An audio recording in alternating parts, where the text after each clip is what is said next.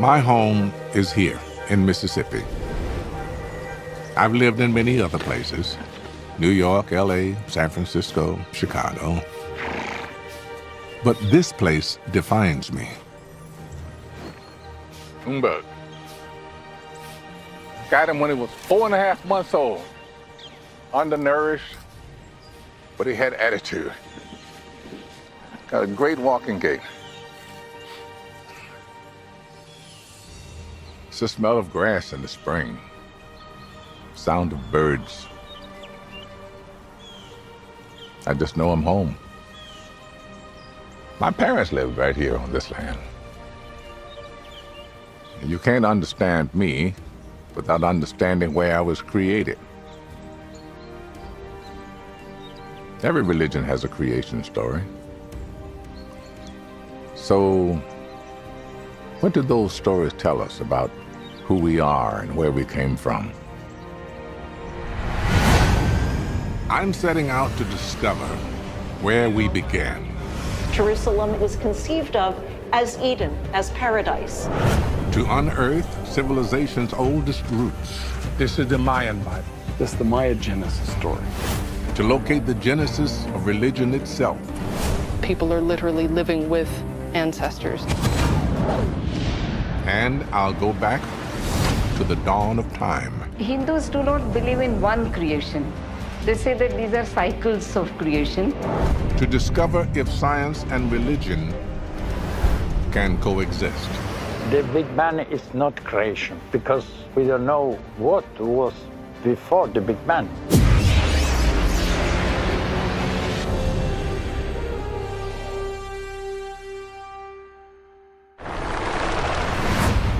There are billions of us on this planet. It's hard to believe we all came from one man and one woman, but we did. Who were they? When and where did they live? Jewish, Christian, and Muslim traditions trace us all back to Adam and Eve. The book of Genesis says they came from a place called Eden, near the Tigris and Euphrates rivers, somewhere in the ancient Near East. No one has yet found the location of the Garden of Eden, though many have tried. But why do we want to find it? Well, the reason is interesting. The Garden of Eden doesn't just represent the beginning of humanity. It is the beginning of our conversation with God. And finding out when and where that took place would tell us an awful lot about who we are. So, I'm off to Jerusalem.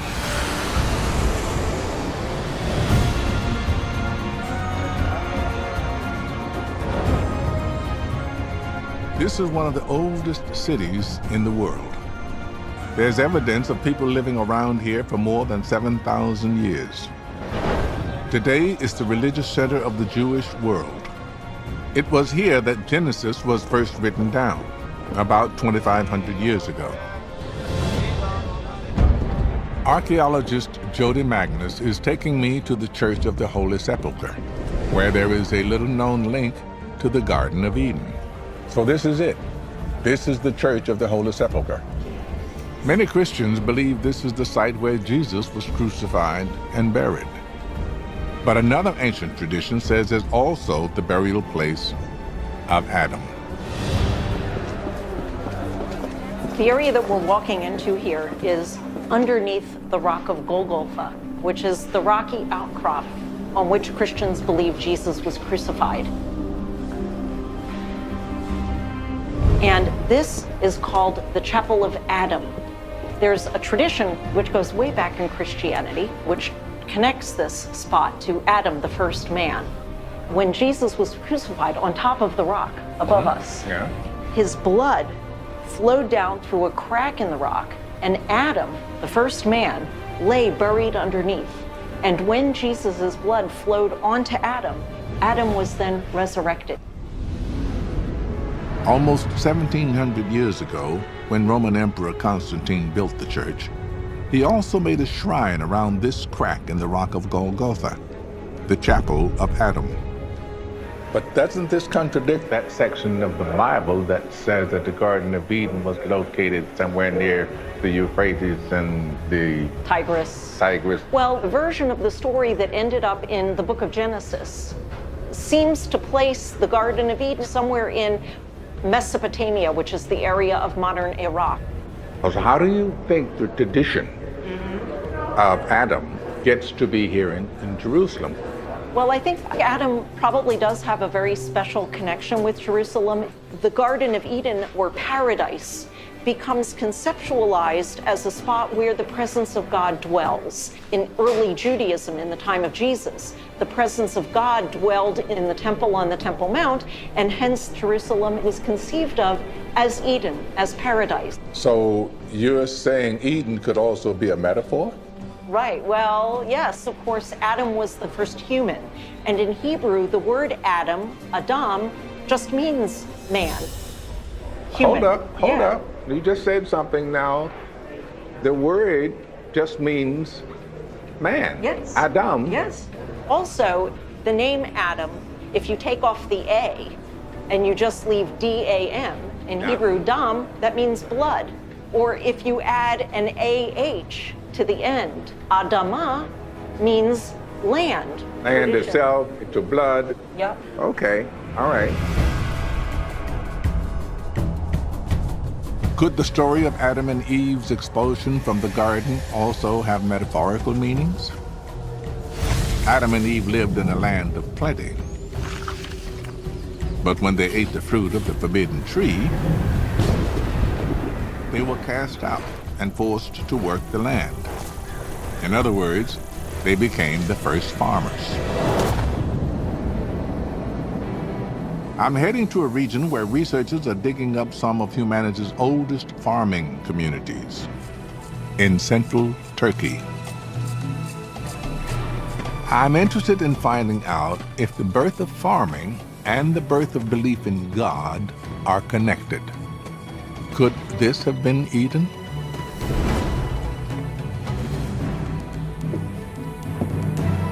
Amy? Hello, come on over. Archaeologist Amy Bogard has been digging with a team here at Çatalhöyük for 2 decades. Welcome. Thank you. So, Çatalhöyük, 9,000-year-old settlement. 9,000 years old. Amazing, isn't it? So, at its maximum extent, it's 13 hectares. That would be like 20 football pitches in extent. Mm-hmm. All right, NFL football pitches or soccer pitches? I don't know. Probably soccer. Okay, but they're all pretty much the same size. You can see that these houses are densely crowded together. There isn't much space between them. There was no space between them. Yeah. They had no windows or doors. Every house would have its own entrance from above. Yes. Çatalhöyük was a city with no streets. The people who lived here walked across town over the rooftops. Roofs were also where they worked. The people of Çatalhöyük were some of the world's first city dwellers. But I want to know whether they were also some of the first believers. Did they think their world was created by a god? Amy takes me to a house that may hold the answers. What's the point of that red-rimmed hole that looks like very definite, has a definite reason? It's a typical sort of feature that's found at Çatal, which is a niche for hiding things away. Like they cache obsidian, volcanic glass, because it's a valued, cutting material. You don't find it everywhere. Right. The most important hiding places archaeologists have found at Çatalhöyük are beneath the sleeping areas. Okay, so what are those holes over there? Those are actually burial places. Those are burial pits. Where... Wait a minute. A human being is not going to fit in there. A baby, maybe. The way they can fit mature adults in pits like that is to bind them up very, very, very tightly in a flex position, and the holes are periodically reopened and new individuals added through the lifetime of the house. Wow. People are buried under the platforms so that people are literally living with ancestors. It sounds like this has some religious content. I think you're right. And they start to raise questions about what you might call ritual practice, which seem to have been crucial for life in this community. Could these burials be evidence of belief in God? Anthropologist Harvey Whitehouse is trying to get inside the heads of these early city dwellers. So this is a pretty authentic mock-up of what a typical kind of house in Çatalhöyük would have looked like. These are the kinds of objects that we'd expect to find in one of those houses. Over here we've got examples of wall art. You know, here we've got bull heads. We often find these inserted into the walls. In one case I've seen them arranged almost like a sort of protective shield around one of these clean spaces. And we know that these clean spaces were used for sleeping on. So, Harvey, you're an anthropologist. Mm-hmm. So you're more into what people are mentally into, right? Well, my imagination runs riot in an environment like this because I've seen the kind of stuff that comes out of the walls and that they've been taking out of the floors.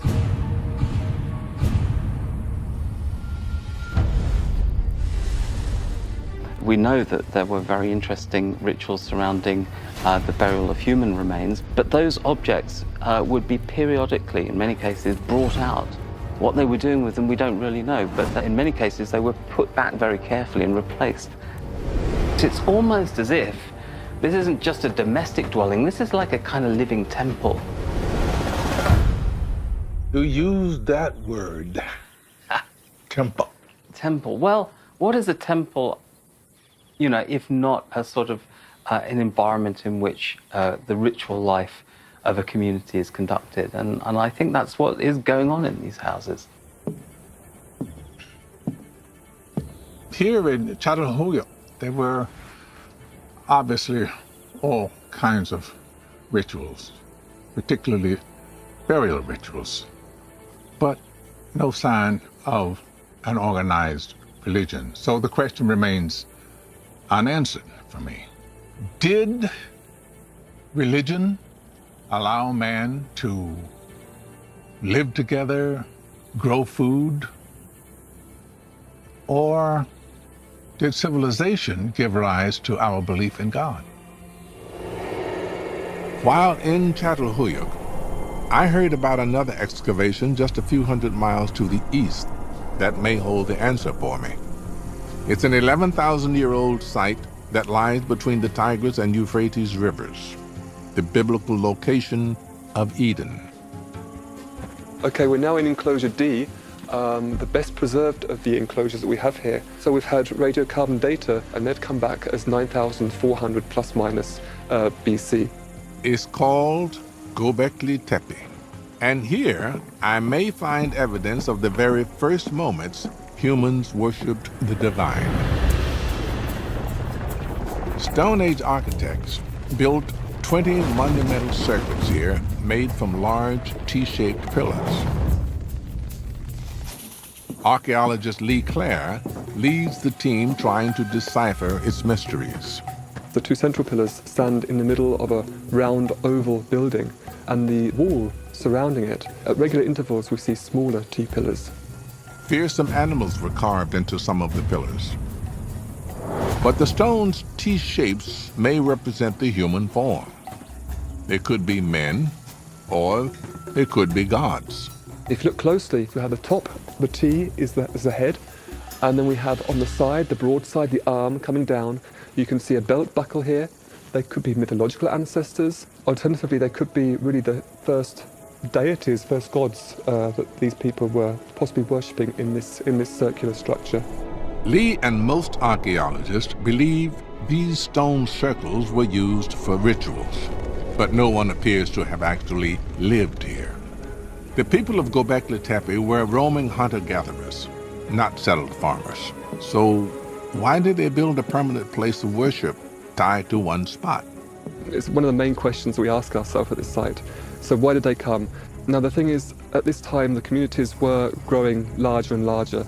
There was more stress on the local resources, and because communities were growing, there was obviously a risk of conflict. People have problems keeping track of relationships, keeping track of networks. The growing population meant that people who scarcely knew each other had to work together. That was the recipe for conflict.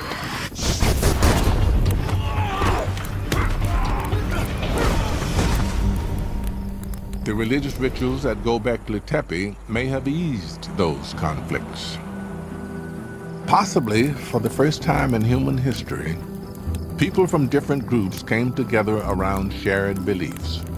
And in those first formative moments of religion, they may have shared stories about where they all came from. Stories that celebrated a shared past and drove them together to the future.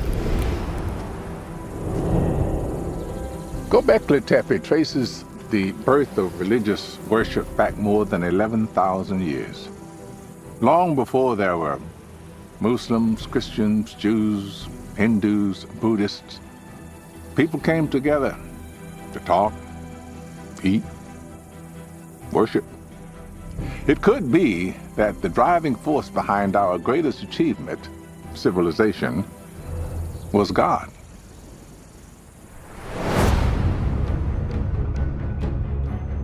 But today, we no longer share one story of creation.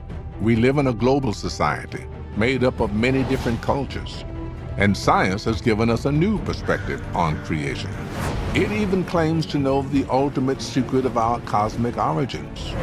Can science and religion agree on creation? The story of our creation has puzzled me ever since I was a boy. It began right here, in a church in Greenwood, Mississippi.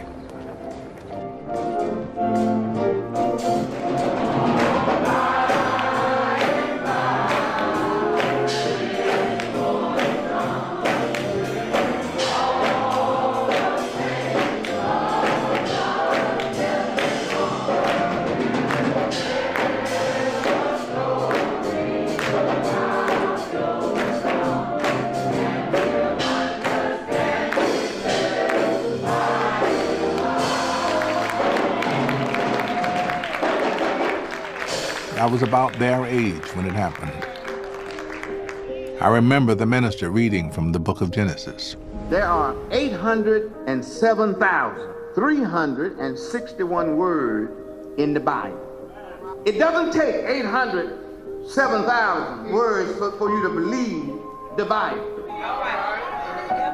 It only takes 10 words. In the beginning,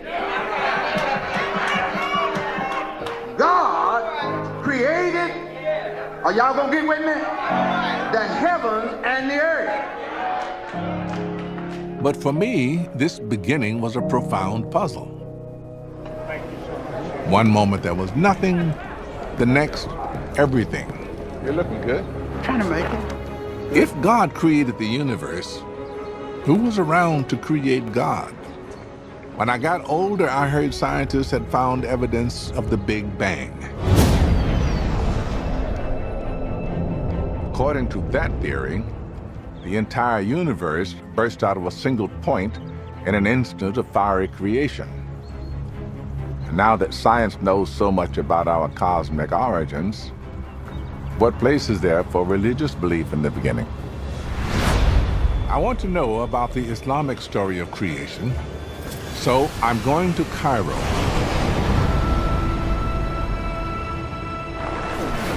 One of the largest and oldest cities in the Muslim world.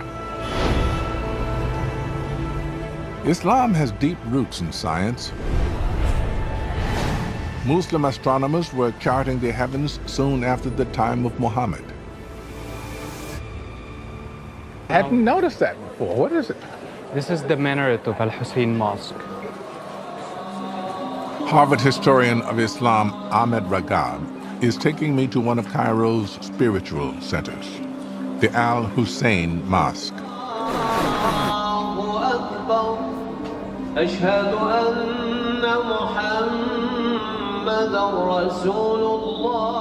So they start by forming lines all facing Mecca. And the lines are all closed. You shouldn't have any kind of gaps. Space between. Yeah. In other words, it just toe to toe. Right. Muslims come here every day to give thanks to God for all that He creates.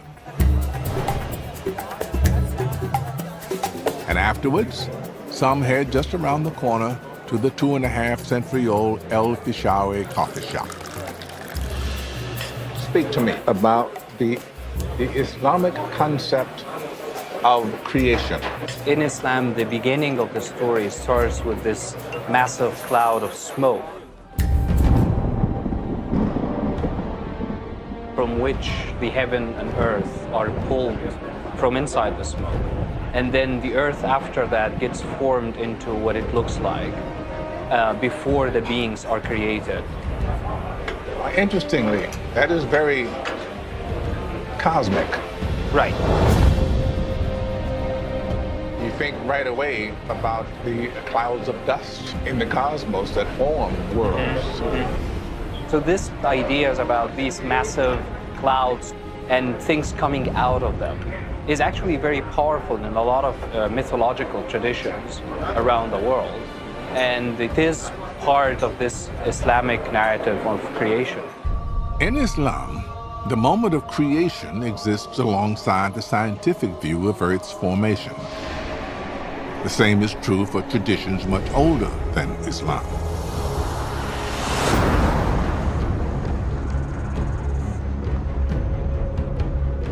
Aboriginal people have lived in Central Australia for tens of thousands of years.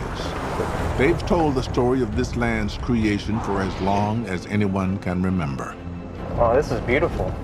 My grandfather's family have been caretakers for this place. You know, it's come passed down to me. Warren Williams and the Arende people call this place home. This place is so big you'd have to see it from space. You could probably see it on satellite images. Yeah. Cultural astronomer Dwayne Hamaker tries to connect Aboriginal creation stories to modern science. So Warren is taking him to where his ancestors say it all began. A bowl-shaped basin called Norala.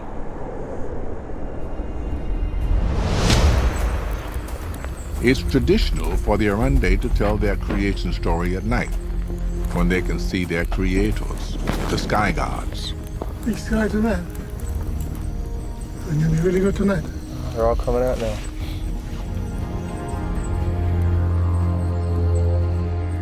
Wow.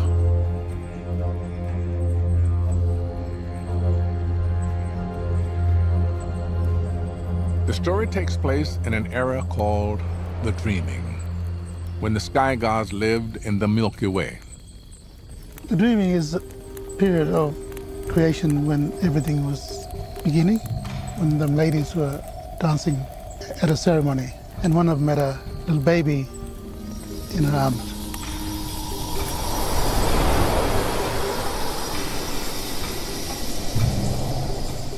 So she put the baby in a tana, it's a wooden cradle, but all the dancing started vibrating, shaking the Milky Way, and the tana fell down. And it fell to earth and created the crater that we see now.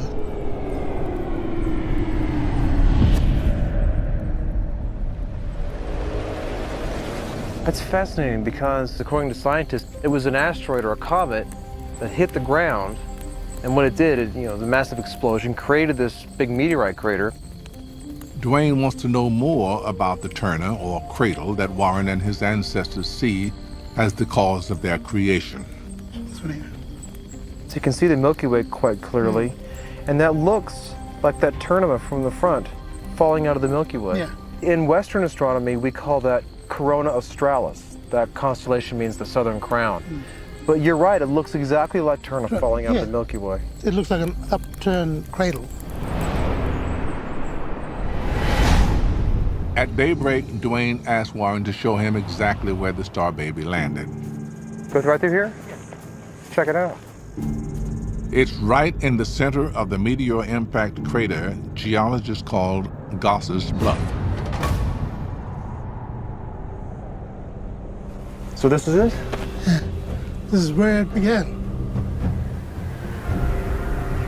Well, the rocks fell down here to the ground and formed this. Then the first man got created. The first woman got created. And like, now I'm here because of that. It started here. Just fell from the sky and made all this. Science has never really considered some of these old creation stories to have any validity. And what we're finding out is that the creation story from the Aboriginal perspective and from the scientific perspective, like here at Norala, are identical. They're exactly the same. For the Arende, life began here. And tradition requires a greeting to the ancestors whenever you enter this sacred space. Hey! Sini nunggu nama Cilpa. Kalau kamu nyaw, wah ajak kita go.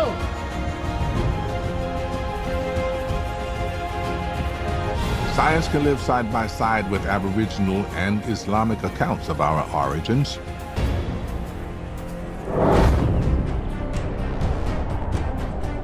Now I'm curious about science and the Judeo-Christian creation story.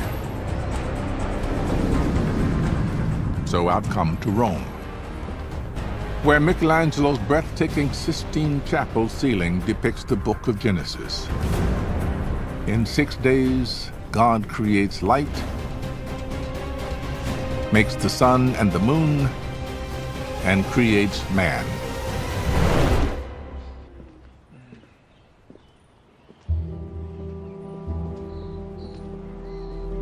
I've come to speak with the Pope's chief science representative, Monsignor Marcelo Sanchez Sorondo.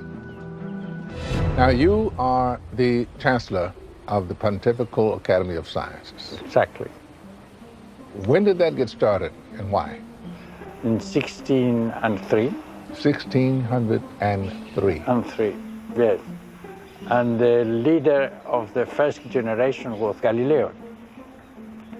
And the idea is to have a new academy to develop the scientific reason of things.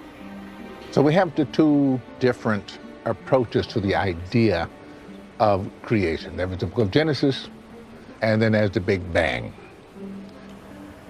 The Big Bang is not creation, exactly, because we don't know what was before the Big Bang. My question, exactly. And for this reason, creation is nothing to do with the Big Bang. The other thing is that the idea of the Bible is not a scientific idea of creation. In other words, science can't prove it or disprove it. Exactly. We say in the Bible is the idea of creation, but in the theological sense of creation, not scientific sense of creation. Thank you. Thank you. The Catholic Church no longer sees the book of Genesis as a literal description of creation. In fact, the first scientist to propose the Big Bang, Georges Lemaitre, was a priest and a member of the Pontifical Academy of Science.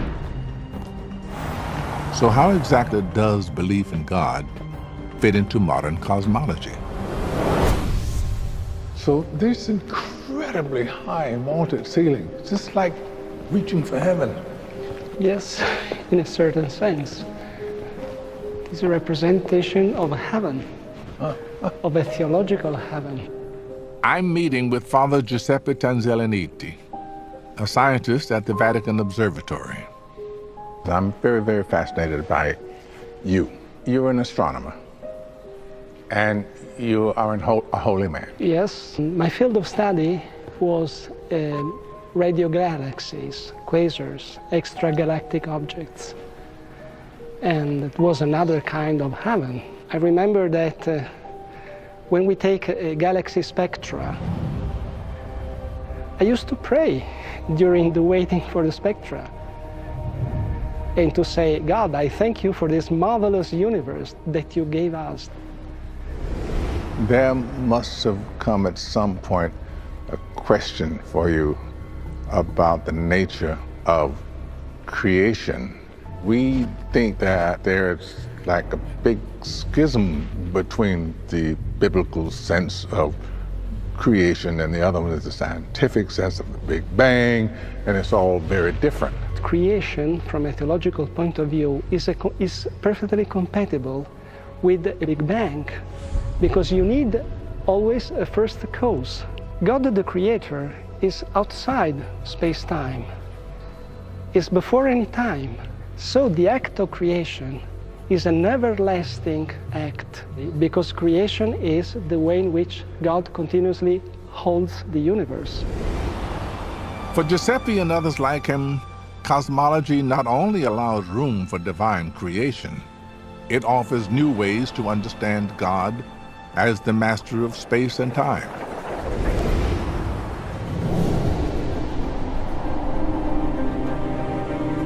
I like what Father Giuseppe says about creation as a continuum, that it didn't begin and end with the Big Bang, that it is God's ongoing activity, which includes evolution.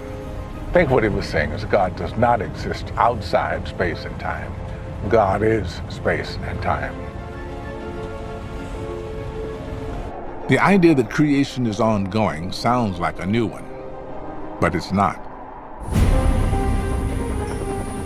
In the depths of the Guatemalan rainforest, lost cities reveal the endless creations of the ancient Maya.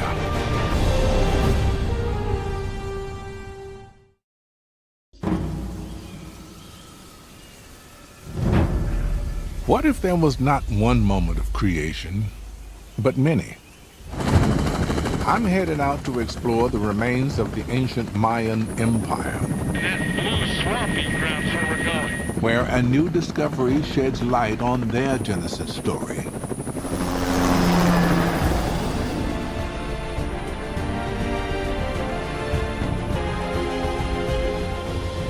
Few roads cut through the dense jungle of northern Guatemala today, but archaeologist Richard Hansen tells me that 2,000 years ago, this was one of the great cities of the world.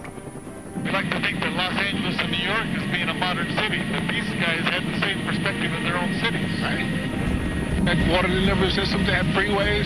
Oh yeah, the very first freeway system in the world. Welcome to Mirador. This pyramid is one of the largest structures in the world in terms of volume. It's more than a half a mile long at the base.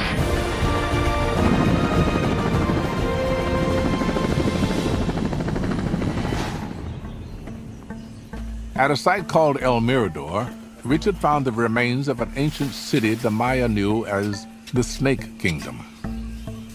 It's such a rich archaeological site, he set up a permanent camp in the jungle to explore it.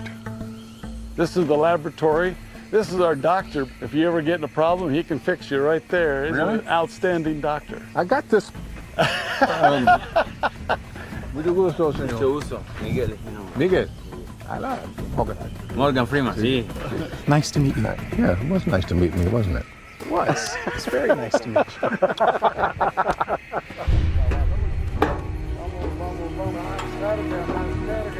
What's that? Okay, let's do it. Richard is taking me to see something he's only just uncovered. Okay, this is one of the most interesting excavations we have right now. Oh my goodness. This is art that was carved in stucco hundreds of years before Christ. And it has incredible scenes showing the entire pantheon of the Maya religion. So what we're talking about is, this is the actual story of creation here. This is the Mayan Bible. This is the Maya Genesis story, with all the deities that are needed to tell the story. Yeah, this is unbelievable.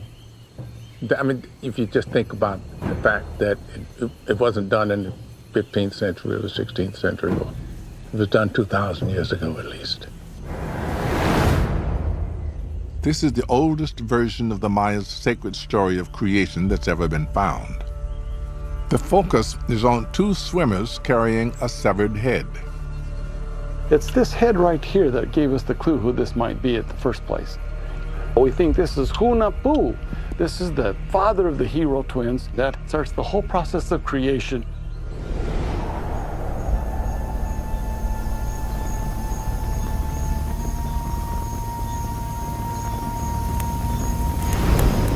Gracias a Hao. Gracias al corazón del cielo. Gracias al corazón de la tierra. Gracias al corazón del agua. Fragments of this creation story survive even to this day in a religious ritual in which I am privileged to take part. Gracias al corazón del fuego.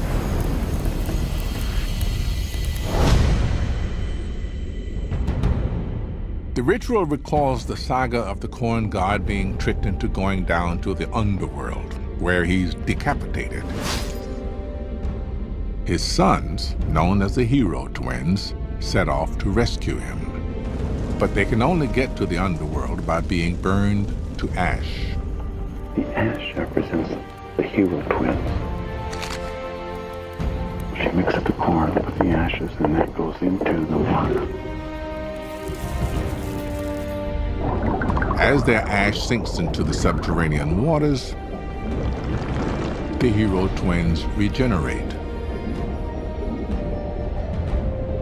They return to Earth with the corn god's head and plant him in the ground.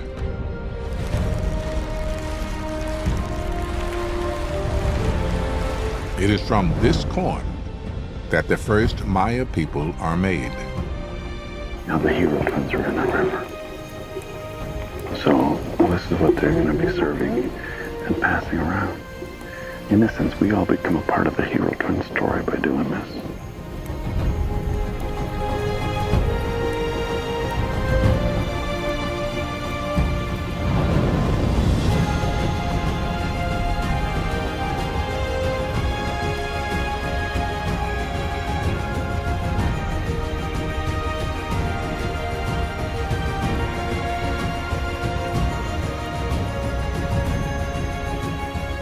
We don't perform rituals to celebrate Adam and Eve, but the hero twins were crucial to Mayan culture.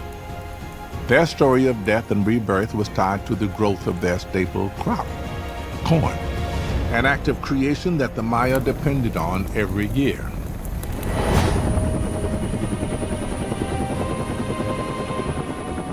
And, Richard tells me, their architecture also focused on creation.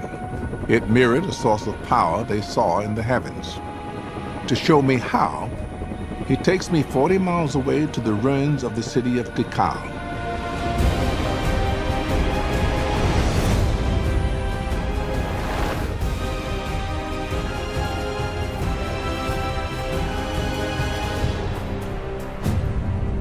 The temples here are arranged in groups of 3, a triad.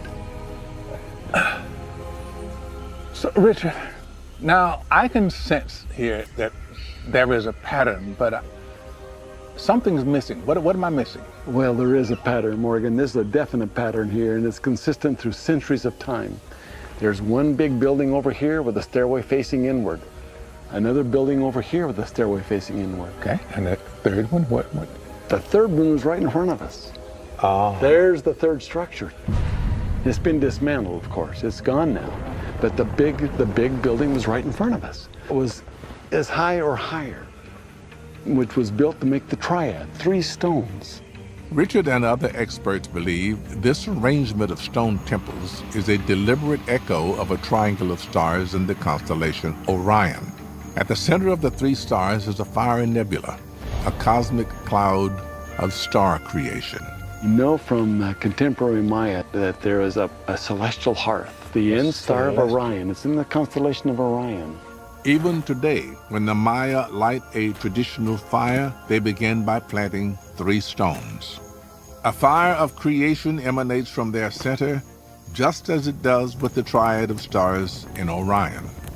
You're telling me that the Mayans got this triad, this manifestation of creation from the constellation Orion. It looks like this is what they were looking at. We know that they were very aware of 3 primary stars. So the Maya were able to replicate that pattern with these 3 stones in these 3 structures, and that is replicated over and over and over again. They're tying us to the heavens. They're letting us see the creation symbolically.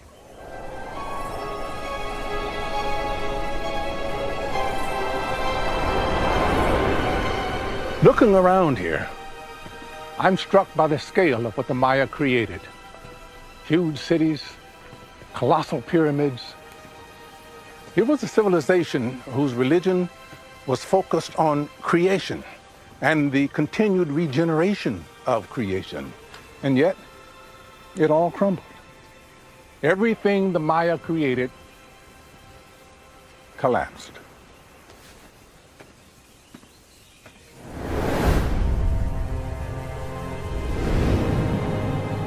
It strikes me that we don't spend enough time celebrating the paths our ancestors trod to get here, or giving thanks for the forces that sustain our lives. But there is one culture that gives thanks for its creation every day. And I'm in Varanasi, India, to see it.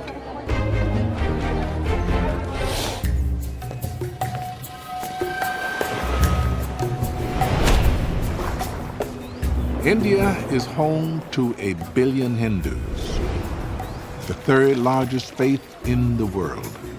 It has many gods and many creation stories.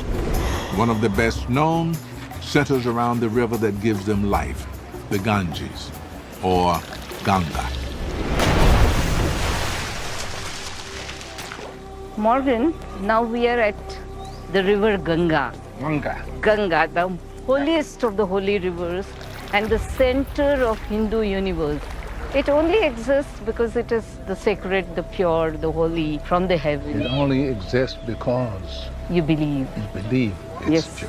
I love that. Okay. I love that. Historian Benda Paranjape takes me to a shrine to Ganga. Careful. Yes. Ganga is not only a river, but a goddess. So the idea is that you bow down even before you enter the shrine, but not for a short person like me. And then you come to a place where you see Mother Ganga. What's she holding in her upper left hand? She's holding a lotus.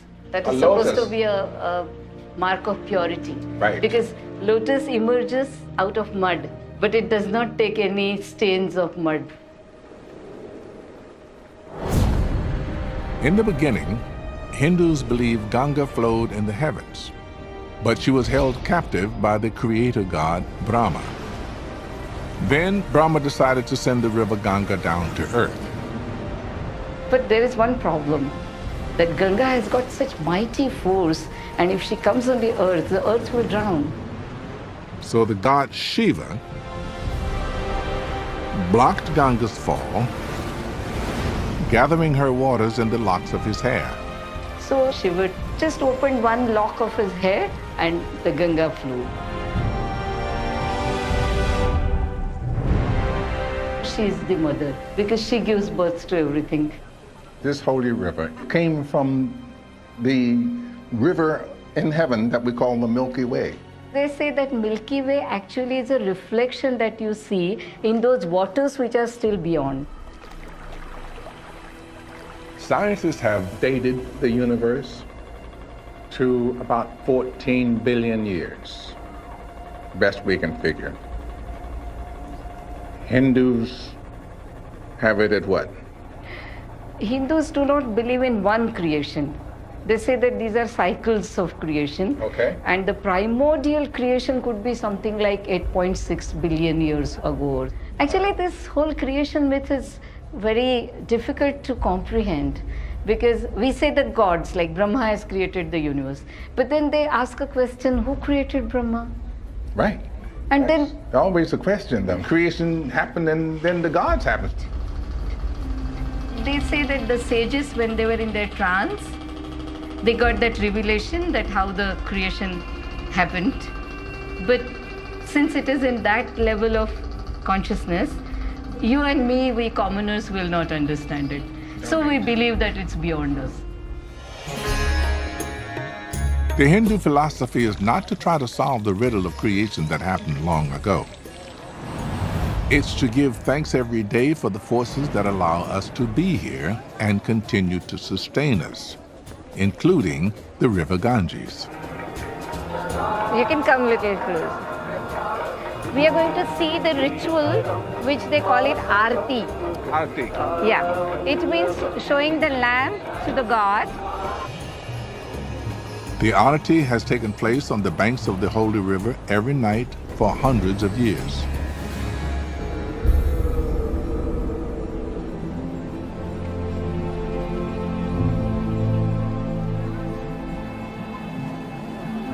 The prayer is that, God, you are like my father, you are like my mother. My whole existence is you. My whole existence is You. I'm just like a shadow I'm a vessel. that contains you. I contain. That's wonderful. 7 priests offer all the elements to Ganga: water, air, earth in the form of flowers, and the most important of all, light, which represents our souls.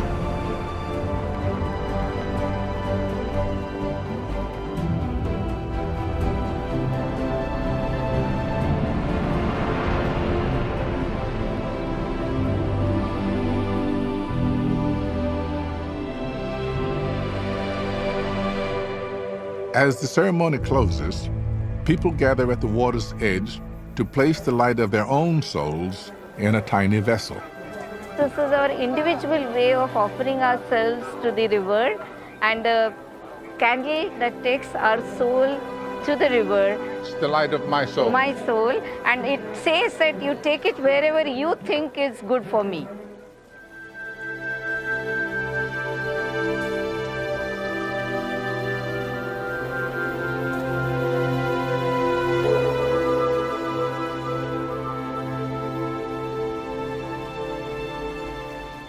The Hindu version of creation appeals to me. It says the gods weren't even around at the original creation. They have this great saying from the Rig Veda about the beginning. There was neither non-existence nor existence. It's saying the idea is beyond human definition, beyond human intellect. Just accept it. Where did we come from? A man and a woman banished from paradise who began to work the land. Hero twins planting the corn they need to start a civilization. A great river that gives life to an entire people. These ideas about where we came from are the oldest stories we have. They are shared words and distant memories that form the glue of our civilization. We don't all share the same creation story. We all come from different places. But all of us, whatever we believe, can share in one thing: the wonder and gratitude that we are here at all.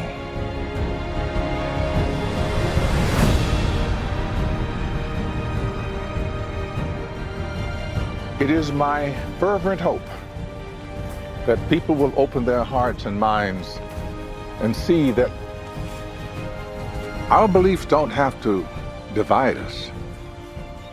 They have the power to unite us, to allow us together to achieve remarkable things.